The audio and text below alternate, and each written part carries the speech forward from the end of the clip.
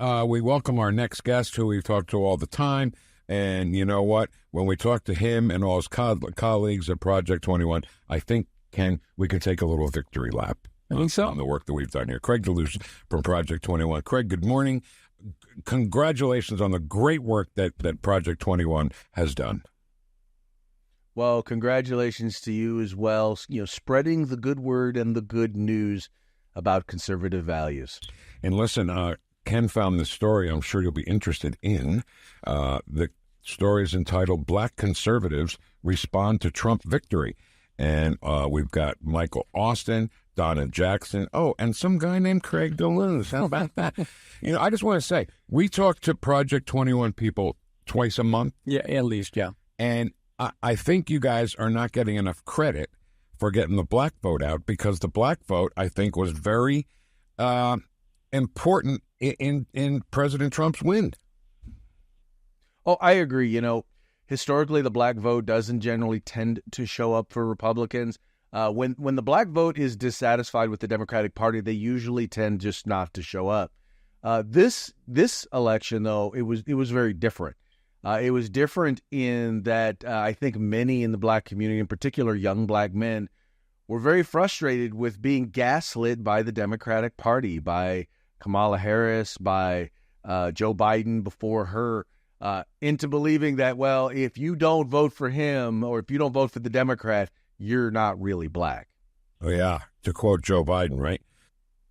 Exactly. If Donald Trump is such a racist, why would black people vote for such a racist individual? Why? Well, that's actually a very good question. But that goes back to, once again, the gaslighting.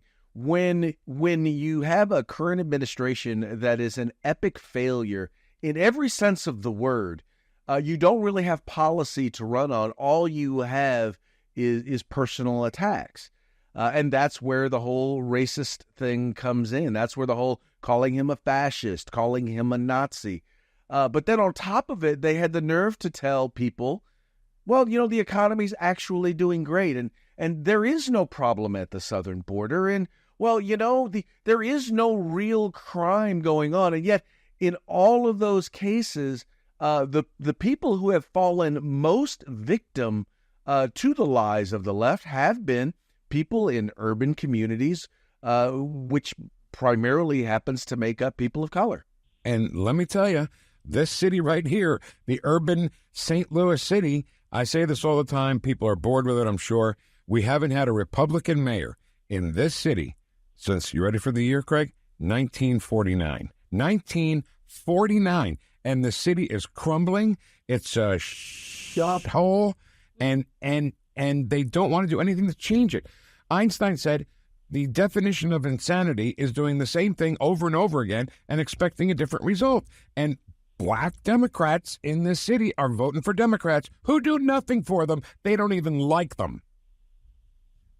Well, exactly. And all they do is they put a different color lipstick on the same pig. And then they expect it to be any different. Part of the challenge with that is that liberal values just don't work. Kind of funny how when they finally realize that, they wind up moving to conservative areas, and then they try to govern that place the same way they just destroyed the place where they just came from. But the other issue, and this is the one that when I'm talking with voters, I try to get them to understand, is at the very least, you need a different perspective. I live in Sacramento, California. We have the highest homeless percentage population in the entire state. And by the way, this is the state with the highest percentage of homeless people in the entire country. We've done nothing but double down on policies that have epically failed, and we're about to elect another mayor who's going to do the same exact thing. Not a single person on our city council comes from a conservative perspective. Not a single person on our city council has actually, owned a business, actually had to implement any of these policies as a business owner, as a private citizen. When you have someone of a different political perspective, it gives you a chance to see other potential solutions. It gives you a chance to potentially see the downfall of some of the things that you're looking at. I always say this, for example, If you're standing at the front of the elephant and I'm standing at the back of an elephant and we're asked to describe what an elephant is, we're going to describe two very different things. And we're not going to have a full picture of what it is.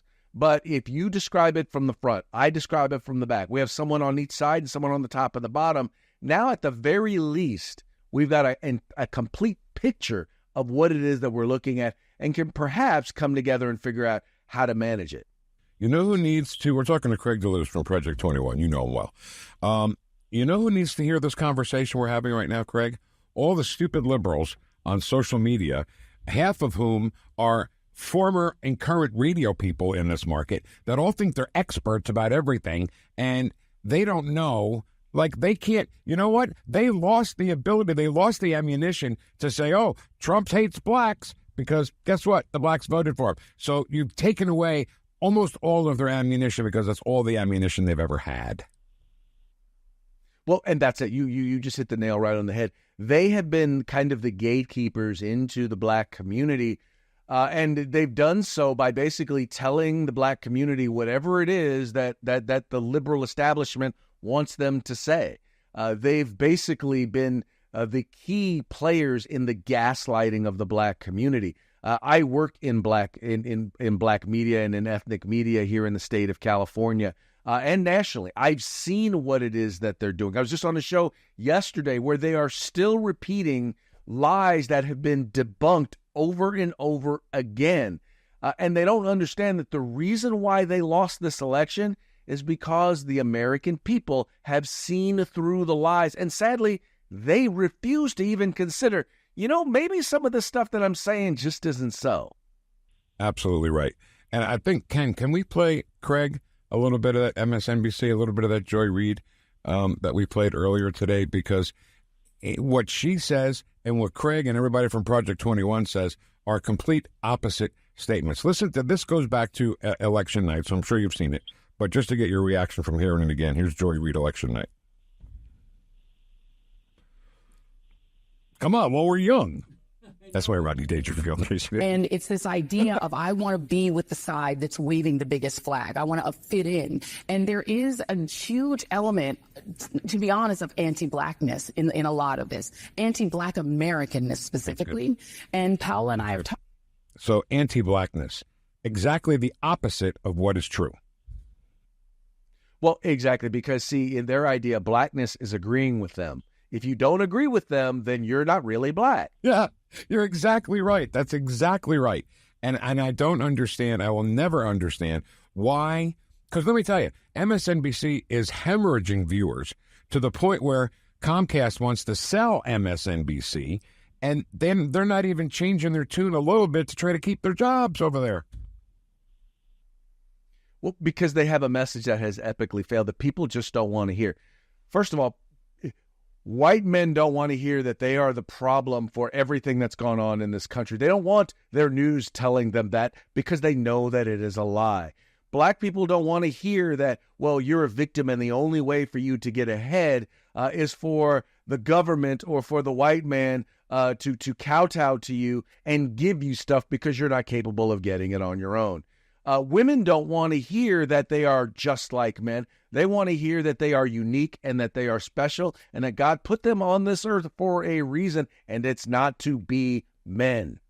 All right, let's read a couple of the quotes from the great Project 21 people after the victory by President Trump. Donna Jackson, Trump's victory represents the end of DEI and identity politics. What do you think about that? Is this the end of DEI?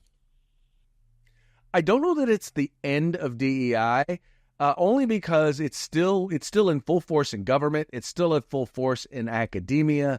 Until that changes, the people who are educating those who are going out into business and in industry and in entertainment and in politics, I don't know that it's going to end. I think the goal of DEI is not the bad thing. It's the way in which they've chosen to implement. The idea of saying, look, you know what? We want diverse perspectives, but diversity goes beyond skin color, right? We want to be inclusive, meaning we want to tear down artificial barriers that are keeping people from being able to maximize their potential. There's nothing wrong with any of the idea of what they say they want to do. The problem is the programs as they've implemented them haven't done that. All right, two-part thing here. The first part, just a yes or no, is great. When Donald Trump was president the first time, the black unemployment rate was as low as it's ever been. Is that true? That is true. Okay, so when that happens again, when President Trump brings the black unemployment rate down again, I think you and Donna and Michael Austin and Ken and me need to make sure we highlight that fact again, because maybe that didn't get out, and maybe that's why not every black person in America voted for Donald Trump. You know what I'm trying to say? We got to get the message out to people who need to hear it. Well, and that requires us to be able to go beyond our conservative media. It requires us to do shows and speak on and speak to newspapers and publications that don't necessarily just reach conservatives, but reach the entire world. And that's something that I have specialized in. Is I'm like, look, we have to go out to the highways and the hedges and compel them to come in. All right, Michael Austin, quote from Michael Austin from Project 21. America has been unburdened by what has been. Well, that's self-explanatory. We'll leave that one there. Emory McClendon. We've talked to Emory more than once. The widespread support for Donald Trump illustrates the desire for future prosperity and the return of the American dream. And I think that is one of the most important points. Now the American dream is once again available to all. You know, it's funny. I just commented on a high school friend's post who said that the American dream is dead. And I'm like, the American dream is alive and well. We're watching immigrants come to this country with nothing, and within a generation have children graduating from colleges, becoming doctors and lawyers and owning businesses. I mean, I myself, my parents, when they passed, they had nothing, right? They were high school graduates. They now have, 3 of their 6 kids went on to graduate from college, 2 of which got postgraduate degrees. 5 of the 6 own homes. 3 of the 6 actually own multiple properties. I mean, we are living the American dream. All you have to do is believe in it. Just out of curiosity, your high school friend, was he white or black? He was black, or is black. No problem. And there's a quote here from Craig DeLuz. You know him? I know him. He's a pretty good guy. Good dude. Pretty good. He says, in an era when many seek security and promises rather than principles, those who focused on individual responsibility and economic freedom resonated deeply with voters. So there you go. Yeah. Craig, we're out of time. I always go so quick with you guys, and we really love you. Please give our best to everybody like Donna Jackson and Emory McClendon and Michael Austin. And please, Melanie Collette, because she is such a, I don't know how to word it. Well, let me just give you an example, right? We were talking to her in February. Yeah. And she said, I thought you were having me on just because it's Black History Month. I said, absolutely. We just have you on because you're black. And she goes, I knew it. She's so much fun, and we love her to death. So give her our best, too, okay? I most definitely will. Thank you for having me. You got it. Project 21 and the National Center for Public Policy Research, and the great job that they, Horace Cooper was so smart to put this together. Yeah. Foresight enough to say, wait a minute, we have black conservatives in this country. Yeah, what's going on here? We have an independent voice. Yeah, we're independent thinkers as black Americans. So there you go. And when you go watch this, Craig DeLuz, when he puts it up himself, he'll have a video of him and a video of us, him talking. Yeah. I don't know how he does it. Yeah. And you can go to craigdeluz.com. That's CR